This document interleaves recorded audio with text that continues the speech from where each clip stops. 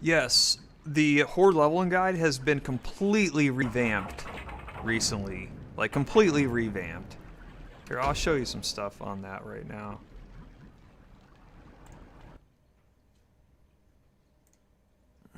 So, on my Horde leveling guide, here's the homepage.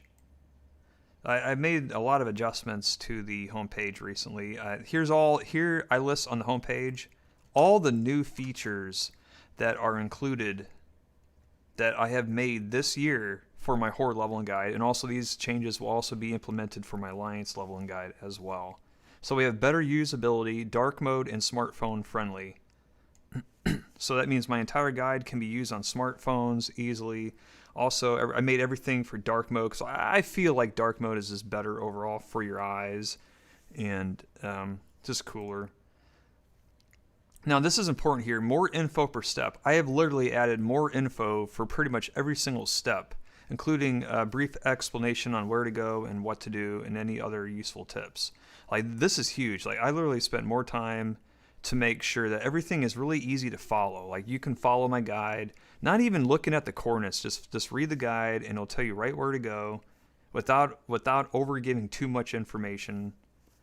So I spent a lot of effort into making sure that my guide includes more information, including more useful tips, more brief explanations on where to go and what to do. Before, all I did is say, go do this quest. Now I say, like I tell you a brief explanation on where to go and what needs to be done for the quest. Check marks. So now we have check marks that, or here, I'll give you a demonstration on that.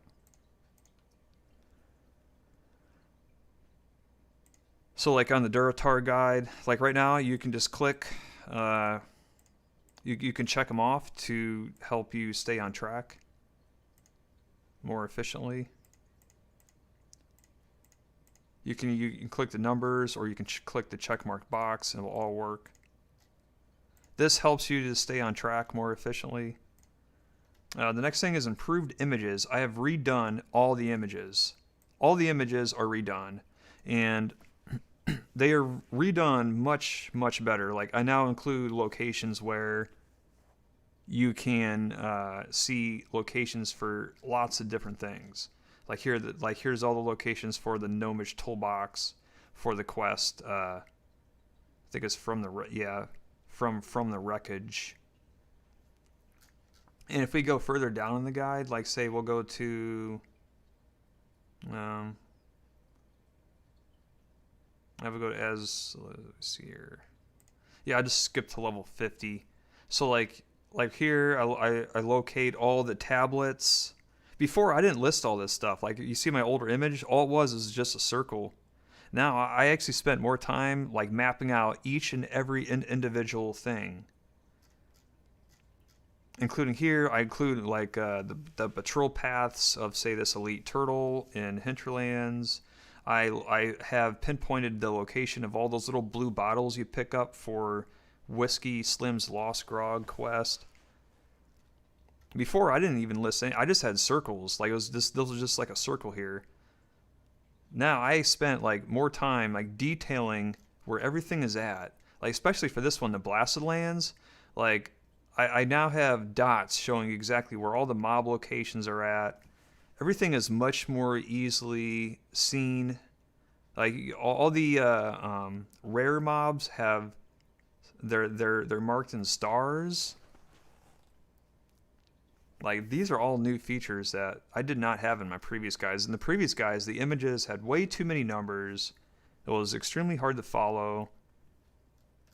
And like right now I have like little dots showing you where all the individual mobs are at. Also, I spent more time, like see these outlines here showing you where where the mobs are for that. I literally looked at every single mob location on the database and took my time really slowly and marked exactly where the outskirts of all the mobs are at more carefully. Like even right here is a little circle here. There's probably a mob there for that.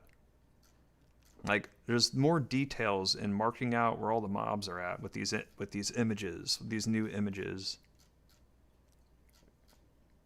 Like right here, I mark out where all the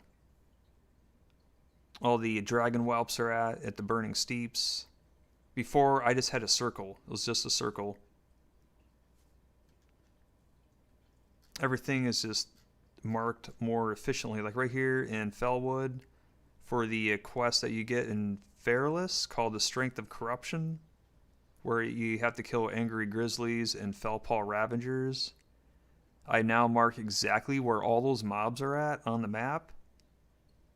Exactly. Before I just circled the whole area and say go find them. Like, and also all these things that are circled here, everything is circled very, very carefully. Like before, I just guessed. I circled and guessed.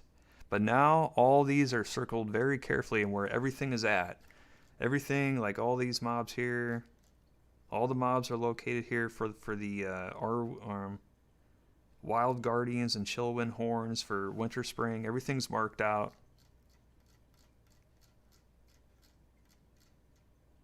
I even include more like paths to take. See, these are things that in-game guides won't be able to tell you. Is showing you the exact paths to take, unless I have waypoints like everywhere. I guess that you can still do that with an in-game guide, but this is just an easier thing to use, I think, for like viewing mobs. Like in-game guides, you can't see mob locations like this. Like right here in Eastern Plaguelands, I list all the Plague Bats and Plague Hound runts down here, so you can easily and quickly go find these mobs to kill. Because you gotta kill like 30 Plague Bats, you gotta kill like 30 Plague Bats, and you gotta kill like 20 like Plague Hound runts. I think it's about that. Let's see how much you gotta kill. Yeah, 30 Plague Bats and Plague Hound.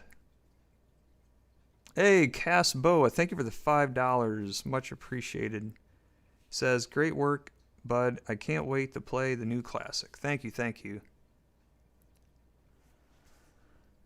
Plaguehound runts. How many you gotta kill for that? Yeah, 20. Hey, I was right. I guessed that correctly. 20 Plaguehound runts and 30 Plague Bats. It's quite the grind. And moving through Eastern Plaguelands, I list out all those temples that you do. I also include a lot more quests. There's a lot more quests that have been implemented into the routes, which makes the final grind much shorter.